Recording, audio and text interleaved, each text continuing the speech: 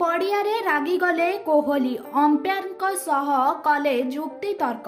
Royal Challengers Bengaluru विपक्ष match रे प्रथमे खेलुथिबा Kolkata knight riders 222 run score करिथिला। विराट कोहली एवं फाफ डू प्लेसिस आरसीबी पाई इनिंग्स ओपन करिबाकू आसीथिले। सेमाने दल को फ्लाइंग स्टार्ट देइथिले। विराट कोहली तृतीय ओभर रे आउट हेबा क्षणी एक बड़ विवाद उपजिथिला।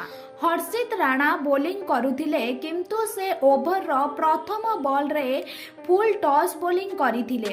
कोहली एहाकू खेलिथिले किंतु कैच आउट होइथिला। कोहली तुरंत डीआरएस अपील करिथिले। से भाबुथिले एहा नो बॉल होई पारे किंतु जेतेबेले ग्राफिक्स रे देखागला बॉल रो उच्चता नो बॉल लाइन तले थिला। एसबु देखि कोहली पड़िया रे उपस्थित अंपायर सह अनेक जुक्ति तर्क करिथिले। रागिकी पाविलियन को फेरिथिले।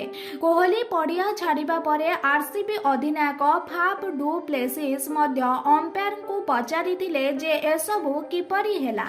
एहिपरि दमदार खबर गुड़िक देखिबा पई आम चैनल टी को सब्सक्राइब कर।